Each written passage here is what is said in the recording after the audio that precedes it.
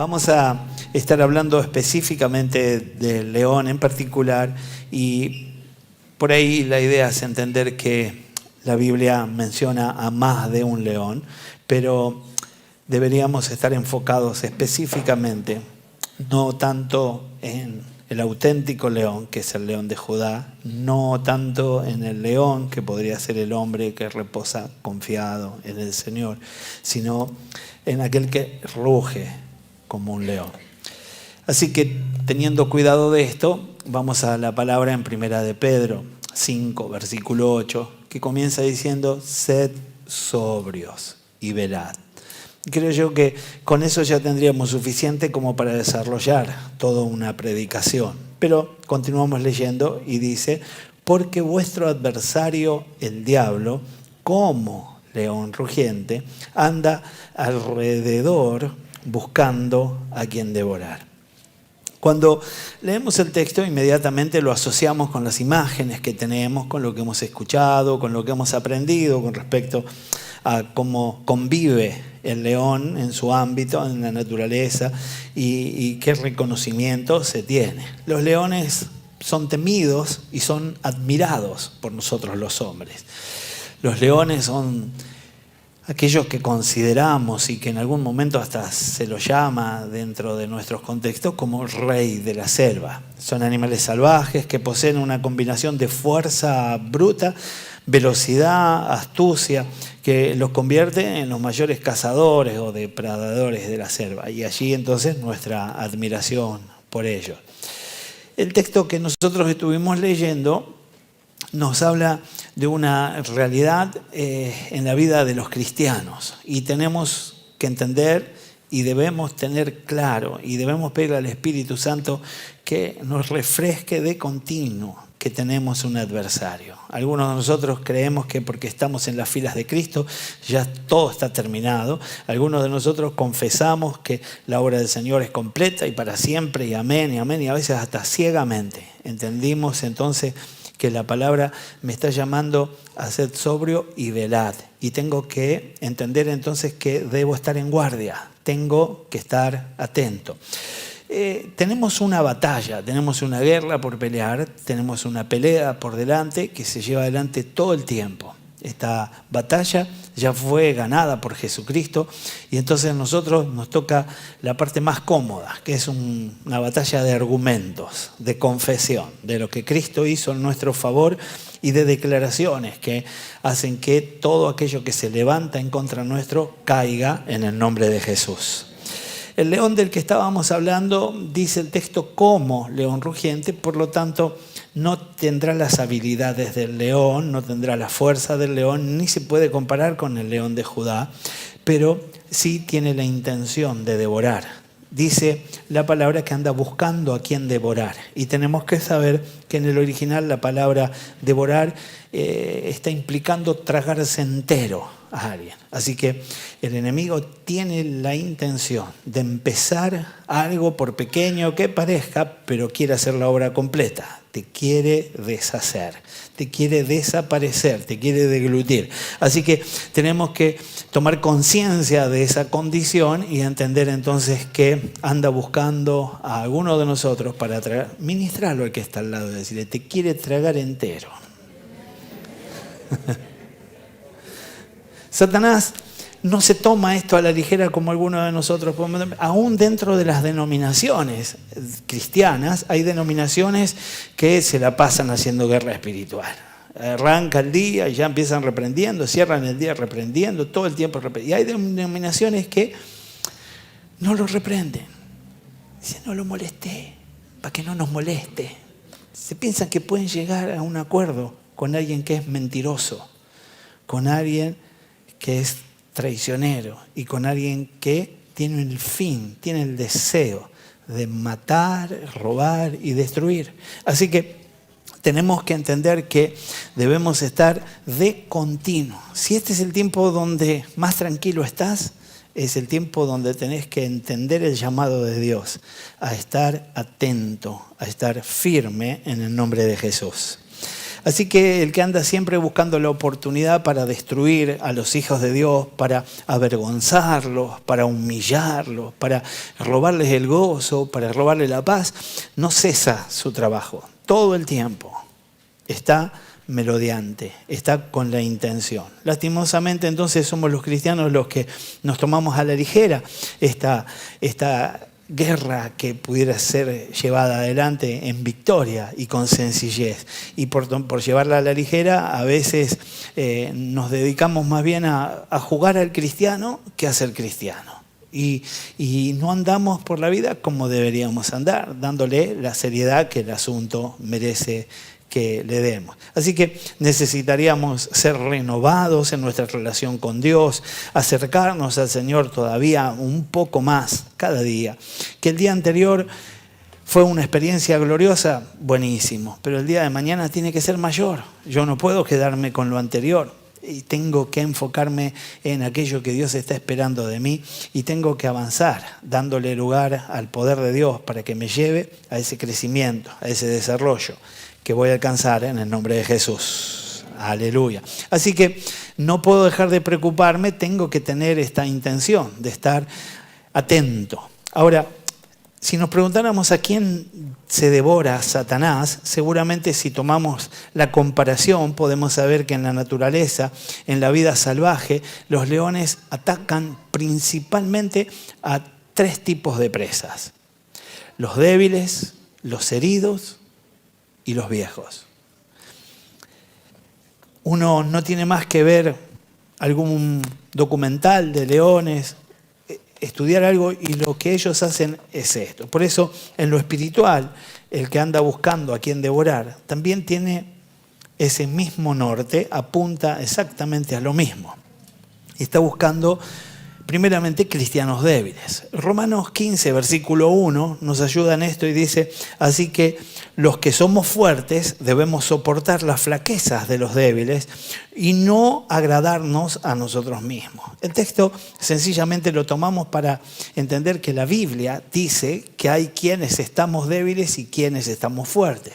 Ahora, entiéndase que cuando hablamos de esto no hablamos de algunos que nacieron en Cristo para estar fuertes todo el tiempo y quienes nacieron en Cristo para permanecer débiles por siempre, sino que estos pudieran ser ciclos, etapas de nuestras vidas.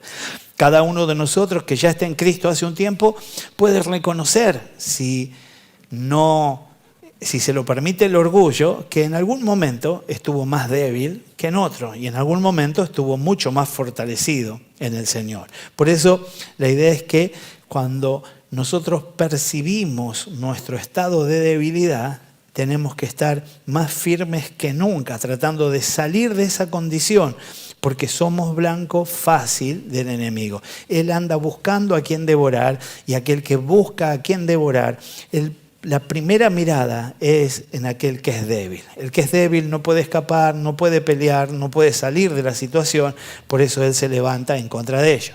En la iglesia de Cristo entonces existen cristianos fuertes y débiles, es decir entonces que cristianos que se han debilitado, que han decaído. El león busca en su presa a estas personas y los signos de debilidad que estos manifiestan. ¿Quién es un cristiano débil? Un cristiano débil es aquel que se descuidó, aquel que se distrajo, aquel que no está atendiendo su relación personal con Dios, aquel que ya no ora como antes lo hacía.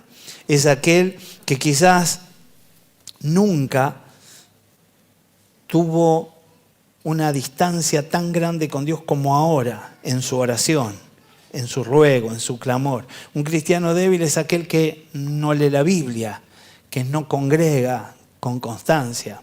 Por eso, algunos de nosotros podríamos reconocer que tuvimos tiempos de fortaleza y que también tuvimos tiempos de debilidad. Tenemos que comprender entonces que la fortaleza del cristiano viene únicamente de Dios. Por eso necesitamos estar unidos a Él y a su iglesia para la gloria del Santo.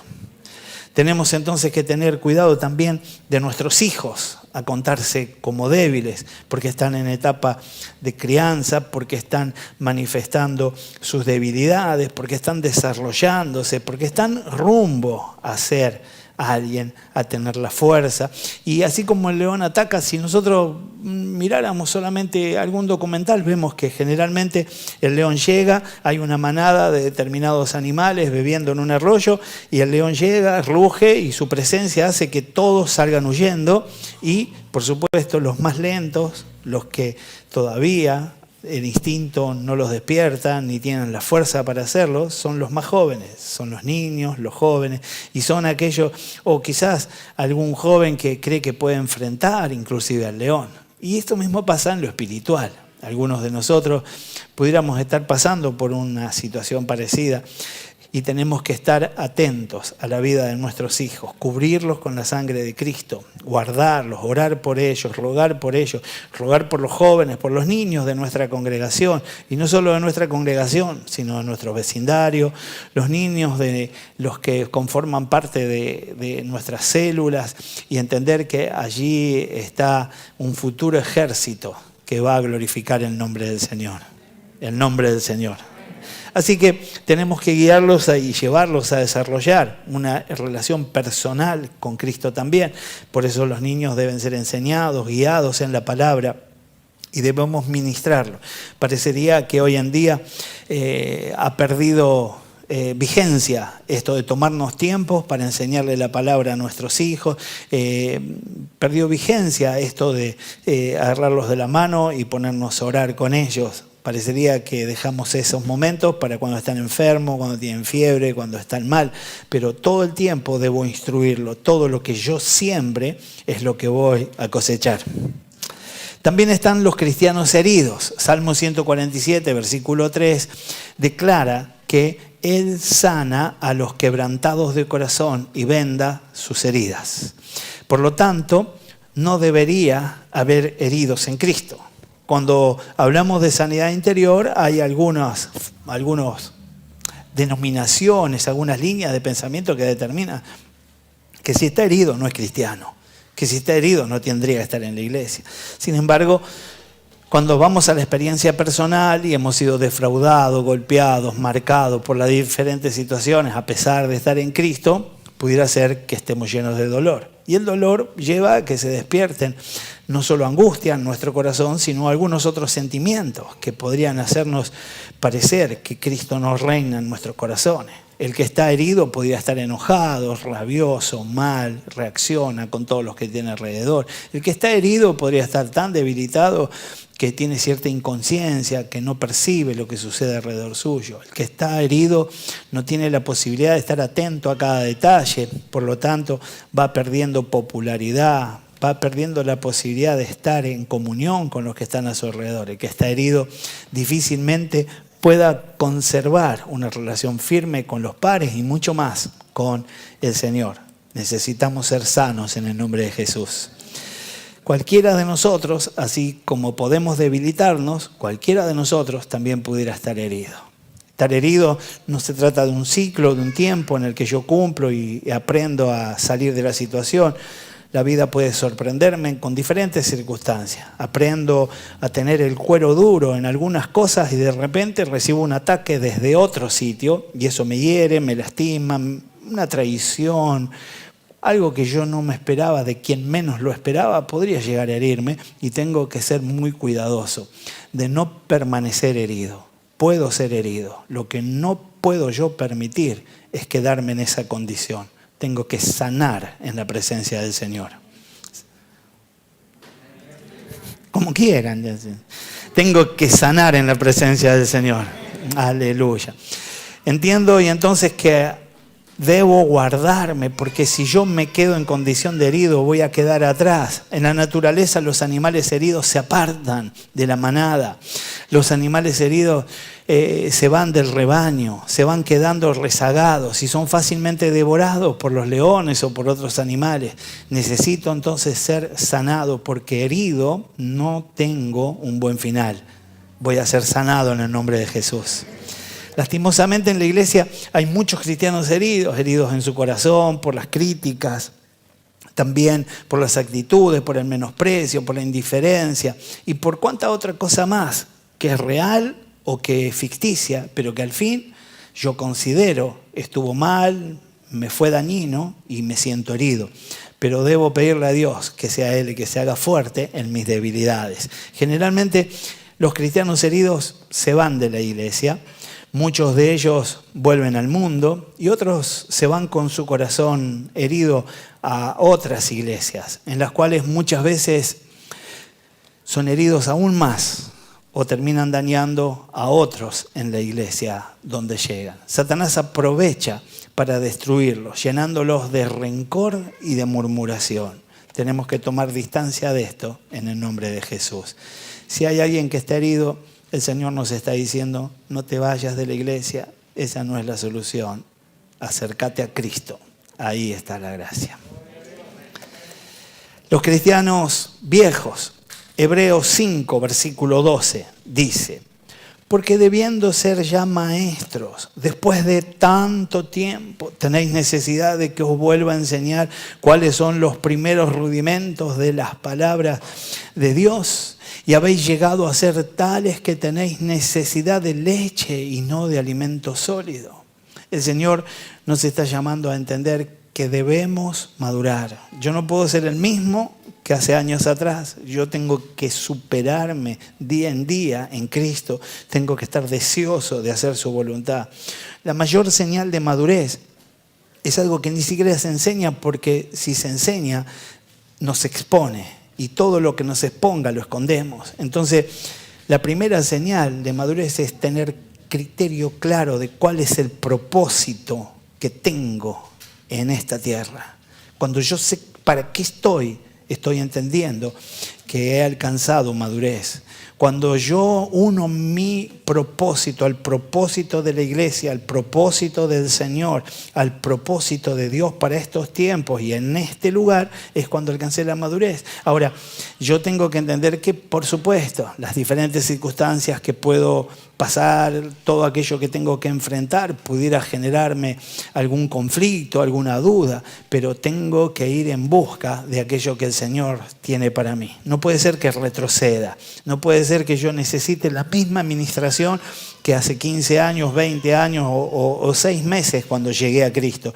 Yo tengo que tener tal madurez que me va a llevar a cierta independencia en mi relación personal con Dios. Yo necesito del cuerpo, necesito de la iglesia, necesito dar y necesito recibir el amor de Cristo en esta hermandad, pero algunas cuestiones tengo que aprender a resolverlas en la presencia del Señor. Amén. Así que tengo que comprender que viejo no es sinónimo de maduro, sino que los cristianos viejos son los que tienen mucho tiempo en la iglesia, pero no crecen espiritualmente, son inmaduros. Esos son presas del enemigo, pero estos no se van de la iglesia, sino que se quedan para destruirla por dentro. Son los críticos, son los que murmuran, son los que siembran desánimo en aquellos que están a la par, en el resto de los hermanos. Son los que están juzgando la vida de las personas en lugar de mirar la suya propia. Son aquellos como la higuera, que tienen mucha hoja, pero no está dando fruto. Comprendo entonces que pudiera ser que alguien que está en este nivel tiene el ojo suficiente como para ver una mancha en el piso, pero en la vida agarró un trapo de piso para servir en la casa de Dios. Aquel que dice, ya esta iglesia habría que pintarla, pero nunca pensó en colaborar.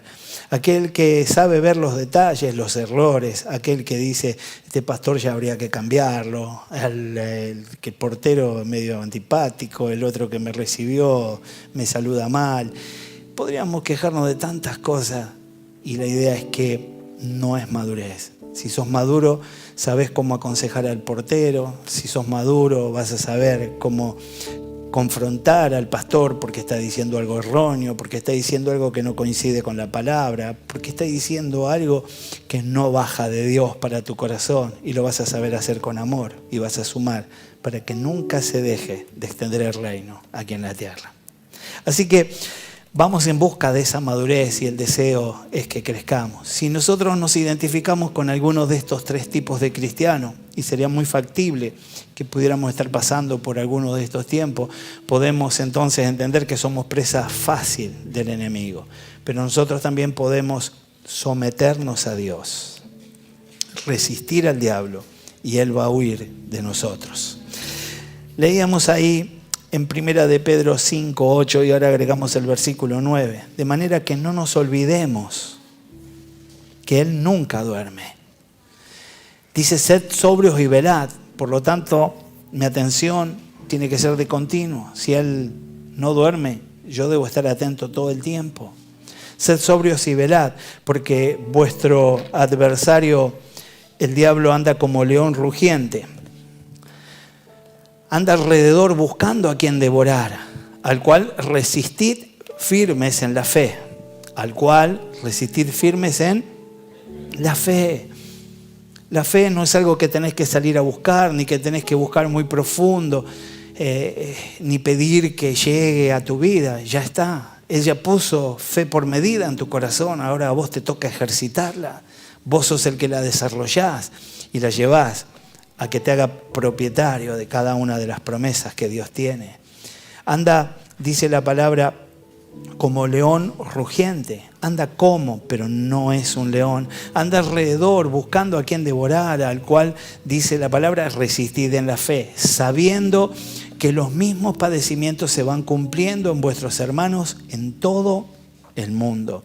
Debo comprender entonces que el Señor me está llamando hoy a estar alerta. Lo primero entonces que dice la palabra, y quiero hacer énfasis en esto porque es necesario que la iglesia tome esta palabra, que podamos estar entendiendo que hay que velar. Cuando la palabra dice ser sobrios es tener claridad de aquello que vamos a recibir. Lo que tengo que tener es sabiduría, entereza, capacidad para recibir. No tengo que comprar todo lo que escucho, no tengo que guardar en mi corazón todo aquello que anda dando vueltas. Tengo que ser sobrio, tengo que ser analítico, tengo que ser reservado y tengo que velar. Pero esto dice porque Satanás nos lleva a cometer dos errores que son muy comunes en los hombres. Lo primero es ignorar las acechanzas, a tal punto que seamos presa fácil de sus ataques. Creemos que no existe, que no se mueve, que no pasa nada, que tampoco es cuestión de estar tan fanatizado con esto de una batalla. Y en segundo lugar, por supuesto, pudiera ser que alguna persona tenga intereses tan fuertes en alguna determinada cosa y aún podríamos llevarlo a la misma necesidad y lo lleve a involucrarse en prácticas ocultistas. Pero de todas maneras, siempre el trabajo de Satanás es el mismo. La Biblia nos habla acerca de él y de sus intenciones malignas por los propios nombres que el enemigo tiene, que Satanás usa.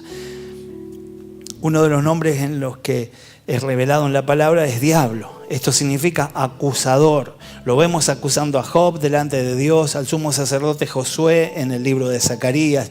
Y en Apocalipsis dice, él acusaba de día y de noche a los creyentes. No duerme para que su nombre tenga sentido. Todo el tiempo está acusándote. También otro de los nombres de Satanás es Satanás. Significa oponente. Él se opone siempre a la obra de Dios, al progreso del cristiano. Se opuso a Pablo cuando él quiso visitar a los tesalonicenses. Se le opuso a Gabriel cuando Dios lo envió a Daniel para que le revelara la profecía. También otro nombre es tentador. Él es el que tienta para que caigamos en el pecado. Lo hizo así con Jesús en el desierto, tentó también a Eva en el huerto del Edén, tentó a David para que censara el pueblo y no tuviera la manifestación de confianza que debía tener para con Dios. Otro nombre es Belcebú, es señor de las moscas. Todo lo que toca lo corrompe. En él no hay nada de pureza. También otro nombre que usa es ángel de luz. Y esto generalmente se presenta como bueno, al igual que sus ministros, a través de la religión o situaciones que parecen buenas.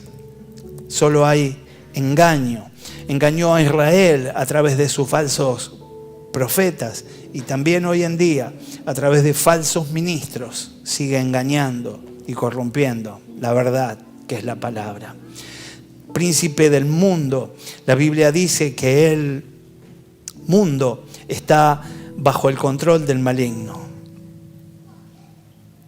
La Biblia también lo menciona como príncipe de la potestad del aire. Él tiene el gobierno temporal. Él gobierna este mundo a través de sus potestades malignas.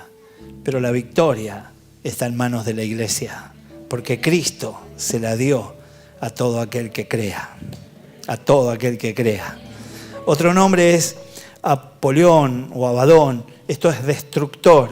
Y esto de alguna manera cierra con el concepto. Su intención siempre va a ser destruir. O te devora o te destruye, pero siempre el fin es el mismo. Todos estos nombres nos hablan entonces del carácter del maligno. Él es nuestro enemigo. Por tanto, debemos estar preparados contra el ataque de este enemigo. No subestimarlo. Y tampoco es cuestión de tener temor, sino, como dice Pedro en la palabra, sed sobrios y velad. Esto implica que tengo que tomar una decisión. Y el próximo consejo que da el texto es estar firmes en la fe, resistir en la fe. La fe que te fue dada por medida es suficiente para que tengas victoria en el nombre de Jesús. Ser sobrios, velad, significa estar alertas constantemente. Y lo primero que debe pasar para que yo pueda ser sobrio, para que pueda velar y para que pueda resistir, es estar en la fe. Dice la palabra, leemos ahí en Efesios, el consejo de cómo debo prepararme y cómo debo vestirme para poder resistir. Efesios 6 dice, vestíos de toda la armadura de Dios, para que podáis estar firmes contra las acechanzas del diablo. Estad pues firmes, ceñidos los lomos con la verdad, vestidos con la coraza de justicia y calzados los pies con el apresto del evangelio de la paz. Sobre todo, tomad el escudo de la fe. Sigue el texto, con que podáis apagar todos los dardos de fuego del enemigo.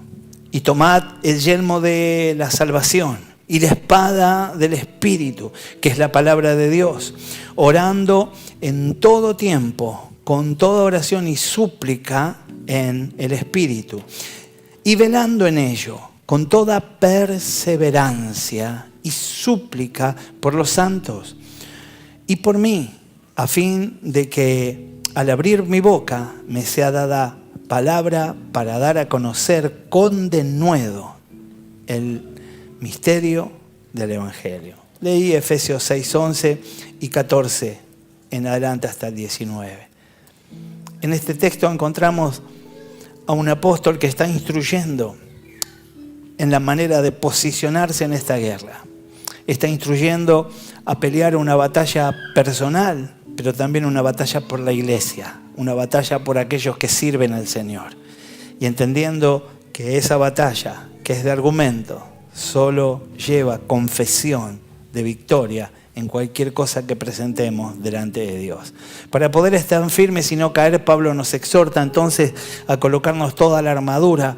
Posiblemente Pablo hace un símil entre las piezas de la armadura del soldado romano y entonces nos encontramos con que aparece allá el cinturón de la verdad. El cinturón de la verdad sostenía la espada, la daga, el delantal de bronce y se llevaba en todo tiempo, ya que sin él podía quedar desnudo y sin armas. De igual forma, el cinturón de la verdad representa nuestra integridad delante de Dios. El llevar una vida santa, con buen testimonio de los de afuera, nos da autoridad. Sin esta nos sentimos hipócritas, nos sentimos ineficientes. Dice la palabra en 2 Corintios 1, 12, porque nuestra gloria es esta, el testimonio de nuestra conciencia, que con sencillez y sinceridad de Dios, no con sabiduría humana, sino con la gracia de Dios, nos hemos conducido en el mundo y mucho más con vosotros. Debe haber buen testimonio. Tenemos que apelar a nuestra conducta, a nuestra manera de vivir, porque esto nos da autoridad también en lo espiritual. A veces alguien levanta la voz queriendo sujetar al mismo infierno y no puede sujetar su propio ser. Dios nos dé la gracia para poder tomar autoridad en el nombre del Señor y tener una conducta intachable, un testimonio poderoso. Es el mejor mensaje que le podés dar a los demás.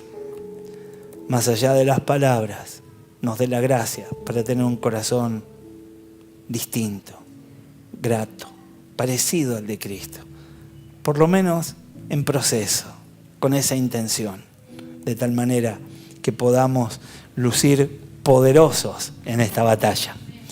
Aparece la coraza de justicia. La coraza protegía todo el pecho, los órganos vitales del soldado. La coraza de justicia es la justificación impulsada a través de Cristo allí en la cruz, que hemos recibido por gracia, a tal punto que Satanás no puede jugar con nuestros sentimientos y hacernos sentir culpables de nuestros pecados, ya que somos justos, no por obras, sino por gracia. Decirle a que está al lado, tenés una cara de justo. Filipenses 3, versículo 9 dice: y ser hallado en él, no teniendo mi propia justicia, que es por la ley, sino la que es por la fe de Cristo, la justicia que es de Dios por la fe. Esa es la justicia que luzco. Esa es mi defensa. Y eso sucede cuando estoy en plena comunión con aquel que me la dio. El calzado, que es el apresto, es la disposición y la preparación. Diga conmigo, disposición y preparación del Evangelio. Eran adecuadas para marchar, para luchar cómodamente. Ese era el tipo de sandalias que lucían ellos. Esto representa nuestra disposición y nuestra preparación para la prédica del mensaje del Evangelio del Señor. Nuestro corazón debe estar dispuesto a predicar en todo momento. Debemos prepararnos constantemente para hacerlo. Esta disposición y esta preparación representan un gran arma en contra de nuestro enemigo. Mire, Isaías 52, versículo 7 declara: cuán hermosos son sobre los montes los pies del que trae alegres nuevas, del que anuncia la paz, del que trae nuevas de bien, del que publica salvación, del que dice a Sión: tu Dios reina. Decirle al que está al lado: qué lindas patas. Es que con esos pies vas a llevar la buena noticia donde quiera que vayas. Aparece el escudo de la fe. El escudo del soldado romano permitía que éste se protegiera la mayor parte de su cuerpo. Así también nuestra fe en Dios es decisiva para protegernos de cualquier ataque del enemigo. Nuestras débiles convicciones, nuestra manera de pararnos en la fe podrían hacernos vulnerables, podría llegar un dardo del enemigo, pero entendemos entonces que este escudo no lo va a permitir en el nombre de Jesús. Y vamos a poder desarrollar una vida cristiana y plena para la gloria de Dios. Marcos 11, versículos 22 y 23 dice: respondiendo Jesús le dijo: tened fe en Dios. Decirle al que está al lado: tened fe en Dios. Y luego el Señor dice: porque de cierto os digo que cualquiera, qué bueno que dijo cualquiera, porque ahí me puedo incluir yo, que cualquiera que le dijera a este monte: quítate y échate en el mar, y no dudare en su corazón, sino que creyere que será hecho lo que dice, lo que diga le será hecho. Aleluya. Creo que los cristianos estamos cometiendo un error en el uso de la fe. Dios nos dé la gracia para poder usarla a los límites que el Señor ha dispuesto, con cosas trascendentes para la gloria de Él. El yelmo de la salvación es el casco que protegía la cabeza de los ataques. Así también nuestros pensamientos deben estar protegidos con la gracia salvadora de Cristo. Muchas veces el enemigo ataca nuestros pensamientos para afectar nuestras emociones, posteriormente nuestras acciones. La mente es el campo de batalla donde el diablo sabe que puede influir, ya que según sean nuestros pensamientos, así serán nuestras acciones. Por lo tanto, es importante que nuestra mente sea influenciada por la palabra de Dios. Romanos 12, versículo 2 dice: no os conforméis a este siglo, sino transformaos por medio de la renovación de vuestro entendimiento, para que comprobéis cuál sea la buena voluntad de Dios, agradable y perfecta. Podemos tomar distancia de toda situación creyendo que hay victoria en su nombre. Llega entonces la espada del Espíritu. La espada era la única arma ofensiva que portaba el soldado romano. Tenía así también la palabra de Dios contada como un arma ofensiva. La espada del Espíritu es el arma que nosotros los creyentes tenemos para atacar directamente al diablo. A través de ella Jesús se defendió cuando fue tentado en el desierto. Cuando Jesús fue tentado en el desierto, con sencillez de corazón dijo: escrito está. Pero para decir escrito está, tengo que conocer lo que estaba escrito. El diablo estaba argumentando con la misma Biblia que él podía cometer algún error. Y él, con la Biblia, confesó que escrito estaba lo que él tenía que hacer. Algunos de nosotros hoy podemos determinar que le daremos más tiempo a la palabra y que en ese tiempo que le demos a la palabra vamos a guardar en nuestro corazón conceptos que nos van a servir como espada cuando el diablo venga a tentar, y vamos simplemente a levantar la voz para decir: diablo, escrito está. Aleluya.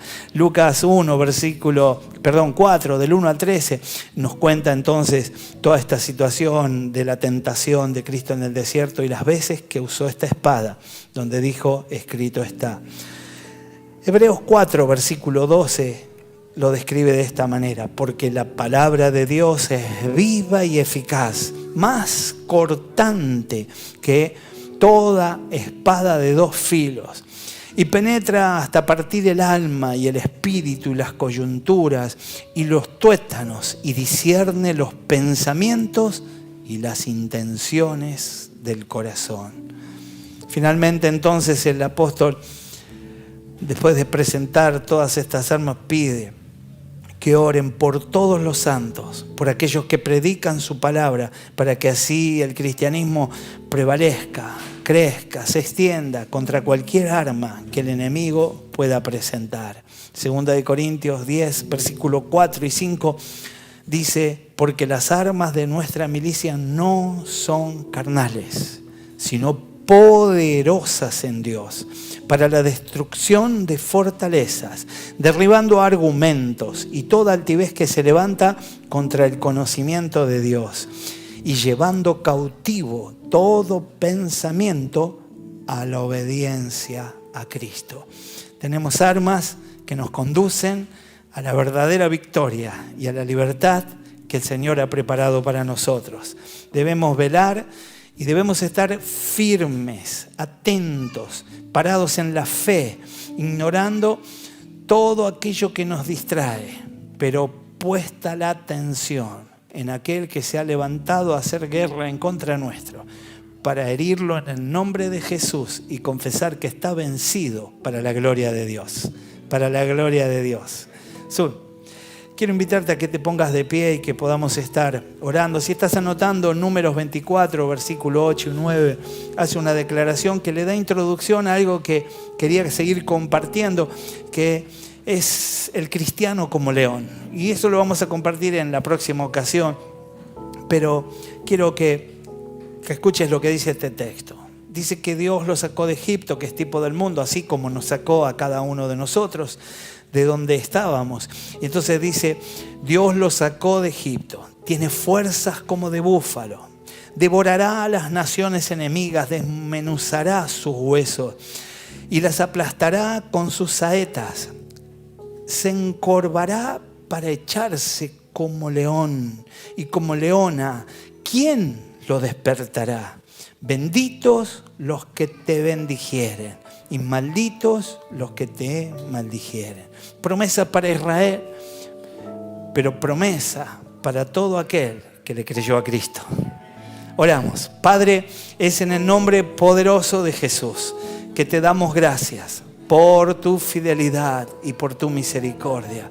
Señor, te rogamos que nos muestres con claridad el momento que estamos viviendo, que nos auxilies para ver claramente cuál es nuestra condición.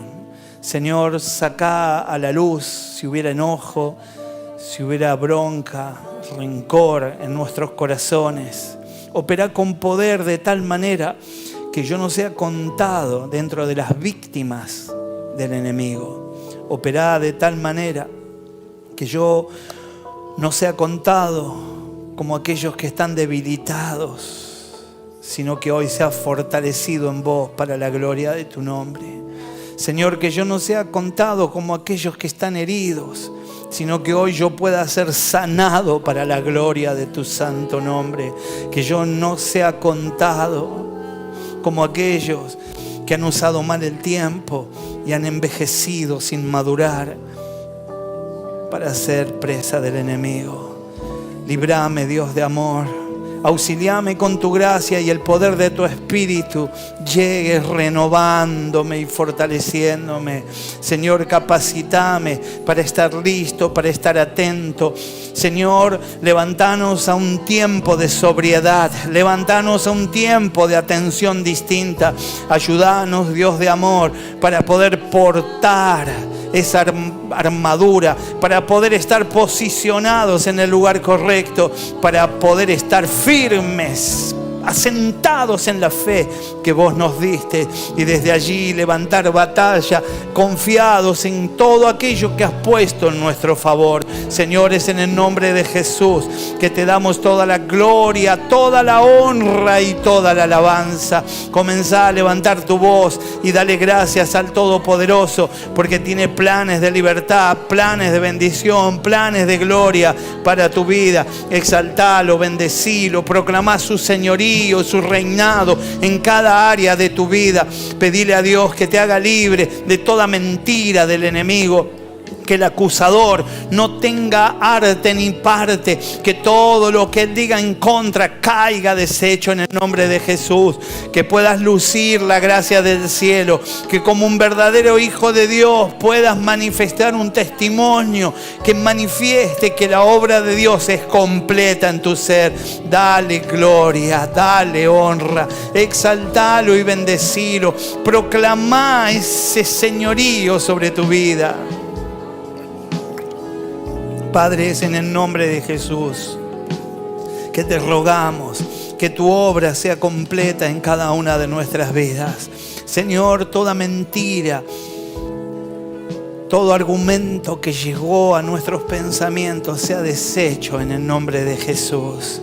Padre, en el nombre precioso de Cristo, tu acción libertadora llegue ahora a nuestras vidas y nos saque de este lugar renovados en la confianza, guardados en vos para la gloria de tu nombre.